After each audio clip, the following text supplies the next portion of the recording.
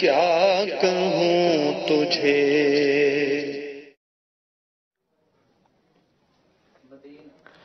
الحمد للہ رب العالمین والصلاة والسلام علی سید المرسلین اما بعد فاعوذ باللہ من الشیطان الرجیم بسم اللہ الرحمن الرحیم الصلاة والسلام علیک یا رسول اللہ وعلی آلک واصحابک یا حبیب اللہ الصلاة والسلام علیک یا نبی اللہ وعلی آلک واصحابک یا نور اللہ. حضرت سیدنا محمد بن سعید رحمۃ اللہ تعالی علیہ، ان کا معمول تھا کہ سونے سے پہلے ایک تعداد میں جو انہوں نے مقرر کی ہوئی تھی درود شریف پڑھا کرتے تھے. فرماتے ہیں ایک بار جب محبوب رب صلی اللہ علیہ وسلم پر درود پڑھتے پڑھتے رات کو سویا تو میری قسمت جاگ گئی. میٹھے میٹھے آقا صلی اللہ علیہ وسلم جن پر میں درود و سلام پڑھا کرتا تھا وہی مدینے والے مصطفیٰ میرے خواب میں تشریف لے آئے. فرمایا اپنا وہ منہ جس سے تم مجھ پر درود پڑھتے ہو میرے قریب کرو تاکہ میں اسے چوموں. فرماتے مجھے بڑی شرم آئی. میں اپنا منہ سرکار مدینہ صلی اللہ علیہ وسلم کے دہن اقدس یعنی مبارک منہ کے قریب کیسے کروں. میں نے اپنا رخسار یعنی گال سرکار نامدار صلی اللہ علیہ وسلم کے سامنے کر دیا اور رحمت عالم نور مجسم سراپا جود و کرم محبوب رب اکرم صلی اللہ تعالی علیہ وسلم نے نہایت شفقت کے ساتھ اس پر بوسہ دیا یعنی چوما. یہ بزرگ حضرت محمد بن سعید رحمۃ اللہ تعالی علیہ فرماتے ہیں میں جاگا تو سارا گھر مشک کی خوشبو سے مہک رہا تھا اور میرا رخسار 8 دن تک 8 days تک خوشبو سے مہکا ہی رہا. سبحان اللہ. یہ درود شریف فضیلت میں نے آپ کو رسالہ پر اسرار خزانہ جو کہ میرے شیخ طریقت کا رسالہ ہے اس سے عرض کی اور اس رسالے کو پڑھنے والے کے لیے امیر اہل سنت نے دعا دی ہے. سنیے اللہ کے ولی کی دعا. آپ فرماتے ہیں یا رب کریم جو رسالہ پر اسرار خزانہ 12 صفحات 16 12 17 آج ہفتہ ہے آنے والے ہفتے تک پورا پڑھ لے اس کا حافظہ مضبوط فرما. آمین بجاہ النبی الامین صلی اللہ تعالی علیہ وآلہ وسلم. حافظے کی مضبوطی کے لیے دعا دی امیر اہل سنت نے ان کے لیے جو یہ رسالہ پڑھے. اور اس رسالے کے اندر جہنم کی خوفناک عذابات کا بیان ہے، جہنم کی غذاؤں کے بارے میں اور بہت کچھ ہے. اللہ کرے یہ رسالہ ہم لینے میں پڑھنے میں کامیاب ہو جائیں. ماہ ربیع الاول شریف اپنی بہاریں لٹا رہا ہے. اوصاف مصطفیٰ ہم اس سلسلے میں سنتے ہیں. میرے آقا علیہ الصلوۃ والسلام کی مبارک آنکھیں ان کا بھی قرآن میں ذکر ہے. ما زاغ البصر وما طغى سورہ نجم آیت نمبر 17. آنکھ نہ کسی طرف پھری نہ حد سے بڑھی. حضرت موسیٰ علیہ الصلوۃ والسلام نے رب تبارک و تعالی کا دیدار نہیں کیا تھا بلکہ اللہ تبارک و تعالی نے تجلی فرمائی تھی اور پہاڑ کوہ طور سرما ہو گیا اور حضرت موسیٰ علیہ الصلوۃ والسلام بے ہوش ہو گئے. اور اعلی حضرت جب یہ فرماتے ہیں کس کو دیکھا یہ موسیٰ سے پوچھے کوئی آنکھ والوں کی ہمت پہ لاکھوں سلام. میرے آقا علیہ الصلوۃ والسلام نے جب رب تبارک و تعالی کو دیکھا تو دائیں بائیں توجہ نہیں فرمائی. مقصود کی دیدار میں آنکھ نہیں پھیری. الحمدللہ. تو ہمارے آقا علیہ الصلوۃ والسلام کی طاقت حضرت موسیٰ علیہ الصلوۃ والسلام کی طاقت سے زیادہ ہے. اور اعلی حضرت نے ہمارے آقا علیہ الصلوۃ والسلام کی جو نگاہ نبوت ہے اس کا عالم کیا ہے اس کو یوں نظم کیا. شش جہت سمت مقابل شب و روز ایک ہی حال دوم و والنجم میں ہے آپ کی بینائی کی. اے میرے آقا، شش جہت، 6 سمتیں، مشرق مغرب شمال جنوب، 4 ہیں نا، اوپر نیچے 6 ہو جاتی ہیں. ٹھیک ہے، 6 سمتیں آپ کے مقابل ہیں، آپ کے سامنے ہیں. شب و روز ایک ہی حال. ہمیں دن کو نظر آتا ہے، رات کو نظر نہیں آتا. میرے آقا علیہ الصلوۃ والسلام کو دن میں بھی نظر آتا ہے، رات میں بھی نظر آتا ہے، اللہ کی عطا سے. ہم سامنے دیکھتے ہیں، پیچھے نظر نہیں آتا. اور میرے آقا علیہ الصلوۃ والسلام ایٹ اے ٹائم، ایک ہی وقت میں سامنے بھی دیکھتے ہیں، پیچھے بھی دیکھتے ہیں، دائیں بھی دیکھتے ہیں، بائیں بھی دیکھتے ہیں، اوپر بھی دیکھتے ہیں، نیچے بھی دیکھتے ہیں. کیا شان ہے ہمارے آقا علیہ الصلوۃ والسلام کی. دھوم ون نجم میں، سورہ نجم میں دھوم ہے آپ کی بینائی کی. ما زاغ البصر وما طغى، آنکھ نہ کسی طرف پھری نہ حد سے بڑھی. ہمارے آقا علیہ الصلوۃ والسلام کے اعضا مبارکہ کا قرآن پاک میں ذکر ہے. کیا شان ہے، سبحان اللہ. قد نرى تقلب وجهك في السماء، سورہ بقرہ. ہم دیکھ رہے ہیں بار بار تمہارا آسمان کی طرف منہ کرنا. سبحان اللہ. ہمارے آقا علیہ الصلوۃ والسلام جب مدینہ پاک تشریف لائے تو بیت المقدس کی طرف منہ کر کے نماز پڑھنے کا حکم دیا گیا. ہمارے آقا علیہ الصلوۃ والسلام نے اللہ تبارک و تعالیٰ کے حکم کی پیروی کی اور بیت المقدس کی طرف منہ کر کے نمازیں پڑھنا شروع کر دیں. مگر مبارک دل میں یہ تھا، خواہش یہ تھی کہ خانہ کعبہ کو مسلمانوں کا قبلہ بنایا جائے. وجہ یہ نہیں تھی کہ بیت المقدس کو قبلہ بنانا حضور کو پسند نہیں تھا، بلکہ وجہ یہ تھی کہ خانہ کعبہ حضرت سیدنا ابراہیم خلیل اللہ علی نبینا علیہ الصلوۃ والسلام کا قبلہ تھا. اور ایک وجہ یہ بھی تھی کہ جب میرے آقا علیہ الصلوۃ والسلام اور آپ کے صحابہ کرام بیت المقدس کی طرف منہ کر کے نماز پڑھتے تو یہودی فخر کرتے تھے، غرور کرتے تھے اور کہتے تھے مسلمان ہمارے دین کی مخالفت کرتے ہیں، نماز ہمارے قبلے کی طرف منہ کر کے پڑھتے ہیں. تو ایک دن حالت نماز میں ہمارے آقا دو عالم کے داتا، میٹھے میٹھے نبی، آخری نبی صلی اللہ تعالی علیہ وسلم اس امید میں بار بار آسمان کی طرف دیکھ رہے تھے کہ قبلے کی تبدیلی کا حکم آ جائے. تو حالت نماز میں یہ آیت نازل ہوئی، قد نرى تقلب وجهك في السماء فلنولينك قبلة ترضاها فول وجهك شطر المسجد الحرام.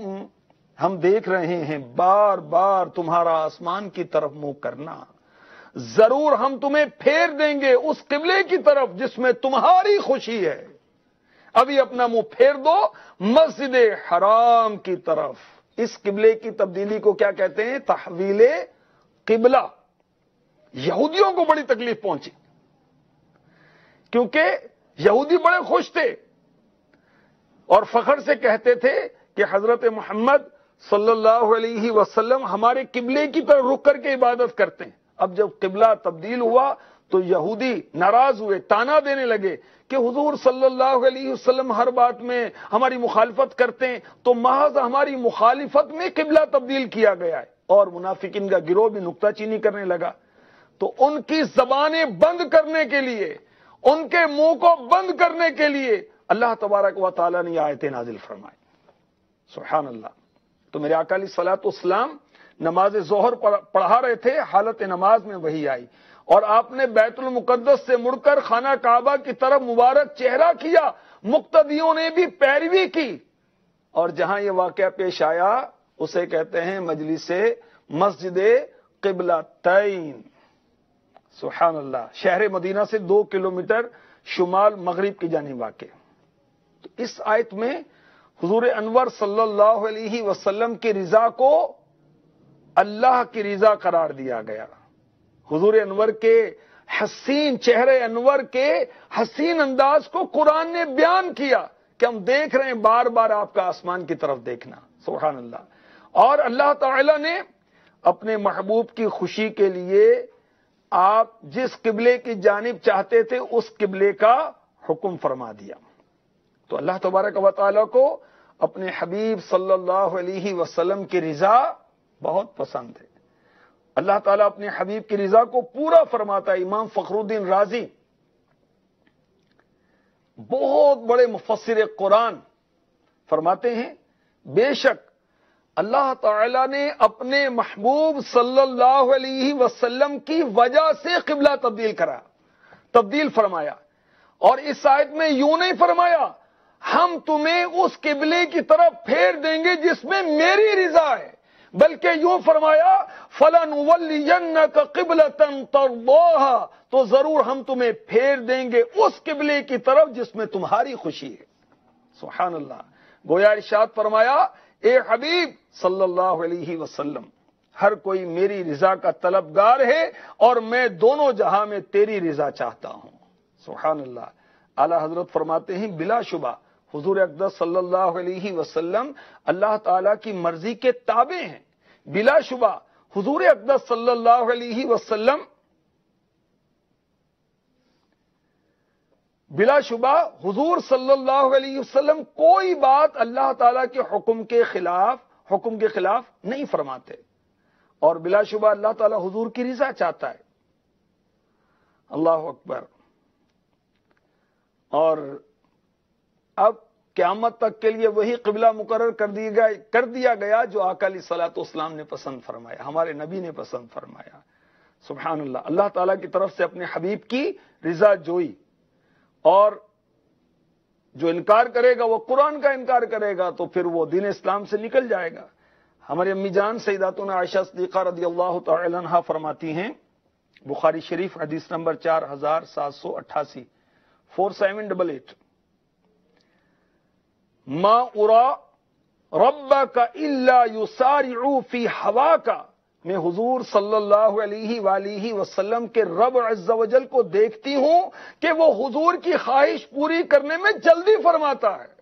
سبحان اللہ۔ فتاوی رضویہ شریف میں اعلی حضرت لکھتے ہیں، حدیث روز محشر میں رب عز و جل اولین و آخرین کو جمع کر کے حضور اقدس صلی اللہ علیہ وسلم سے فرمائے گا کلہم یطلبون رضائی وَأَنَا أَطْلُبُ رِضَاكَ یا محمد صلی اللہ تعالی علیہ وسلم، یہ سب میری رضا چاہتے ہیں، جو میدان محشر میں جمع ہیں سب میری رضا چاہتے ہیں، اولین و آخرین، انبیاء، اولیاء، حفاظ، شہید، سخی، جتنے بھی لوگ ہیں، ساری امتیں، سارے ملائکہ، سارے جنات، سب میری رضا چاہتے ہیں، اور اے محبوب میں تمہاری رضا چاہتا ہوں۔ سبحان اللہ۔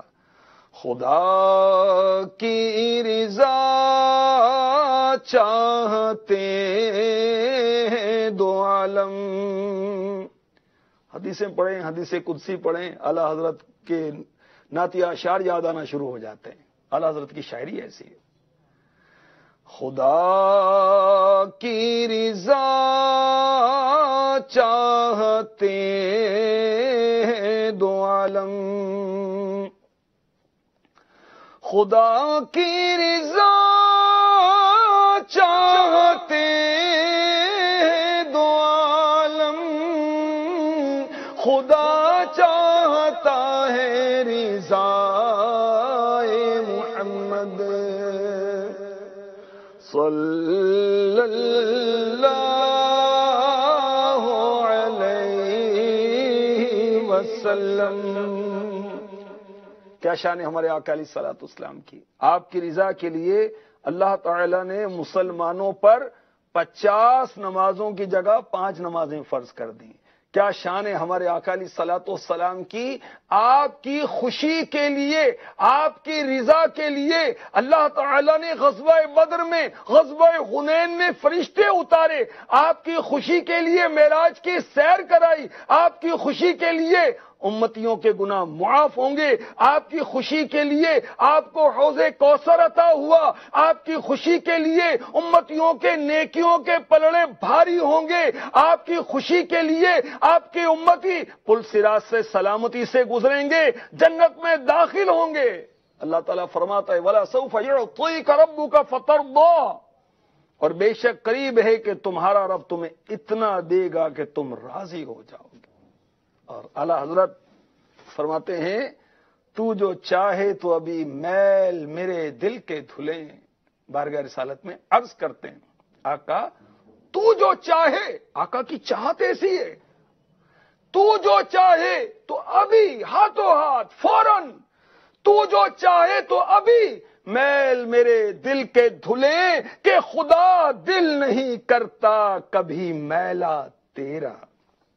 ہمارے آقا علیہ الصلوۃ والسلام کی شان و عظمت کے کیا کہنے ہیں، آپ کے مبارک ہاتھوں کا، آپ کی مبارک گردن کا، آپ کے سینہ پاک کا بھی قرآن میں ذکر ہے، انشاءاللہ وہ اگلے سلسلے میں عرض کیا جائے گا۔ اب میں آپ کو کچھ ٹیلی تھون کے بارے میں عرض کر دوں، مدنی عطیات مہم کے تعلق سے جامعۃ المدینہ اور مدرسۃ المدینہ جس میں قرآن کی روشنی پھیلائی جا رہی ہے، حدیث کی روشنی پھیلائی جا رہی ہے، علم دین کو عام کیا جا رہا ہے، تو اس کے لیے مدنی عطیات مہم کی ترکیب کی گئی ٹیلی تھون کی، ایک یونٹ 10,000 روپے کا، اور اللہ کے ولی نے، امیر علیہ سنت نے دعا دی ہے، انشاءاللہ دنیا آخرت میں اس کا بھلا ہو جائے گا، اللہ کے ولی کی دعا۔ تو اللہ کے اولیاء کا اس طرح کے واقعات ہیں، جنتی محل کا سودا، انہوں نے وہ محل جنتی محل کے صدقے بدلے میں خرید لیا، 4 دینار کے بدلے میں 4 دعائیں دے دیں۔ یہاں امیر علیہ سنت جامعات و مدارس علم دین اور علم قرآن عام ہو جائے، بچے قرآن پڑھیں، بچیاں قرآن پڑھیں، ان کے معاملات ہو جائیں، ہمیں ٹیلی تھون کی ترغیب دلائی، اور بڑے خوش نصیب ہیں جو اللہ کی راہ میں خرچ کرتے ہیں۔ آئیے میں آپ کو قرآن سناتا ہوں کہ خرچ کرنے سے اللہ تعالیٰ، خیرات کرنے سے مال کو بڑھاتا ہے۔ سورہ بقرہ ارشاد ہوتا ہے یمحق اللہ الربا ویربی الصدقات، اللہ ہلاک کرتا ہے سود کو اور بڑھاتا ہے خیرات کو۔ اللہ خیرات کو بڑھاتا ہے، جو اس کی راہ میں مال دیا جاتا ہے بصورت زکوٰۃ، بصورت فطرہ، بصورت قربانی، بصورت غریبوں کی مدد، جامعات کی مدد، مدارس کی مدد، مسجد کی مدد، اس کے انضامات میں چلانے کے لیے مدد، دین کے خادموں کی خدمت، قاری صاحب کی خدمت، دینی طلباء کی خدمت، دین کا نظام چلانے کے لیے اپنا حصہ ڈالنا، یہ خیرات ہے۔ اور اللہ تعالیٰ خیرات کو بڑھاتا ہے، یعنی اس کو زیادہ کرتا ہے، اس میں برکت دیتا ہے، اور جو اس کی راہ میں مال خرچ ہوتا ہے اللہ تعالیٰ اس کا اجر و ثواب دنیا میں بھی بڑھاتا ہے، آخرت میں بھی بڑھاتا ہے۔ اللہ ہمیں توفیق دے۔ ذمہ داران دعوت اسلامی، اسلامی بھائی، اسلامی بہنیں اور اہل محبت، مدنی چینل کے ناظرین، عاشقان رسول، عاشقان ملا، سب بڑھ چڑھ کر حصہ لیں، کم از کم 1 یونٹ تو پرسنل دینا چاہیے، اور احباب سے بھی اس کی ترکیب کرنی چاہیے۔ اللہ ہمیں توفیق عطا فرمائے، آمین، بجاہ النبی الامین صلی اللہ تعالی علیہ وسلم۔ تو بس ہوئے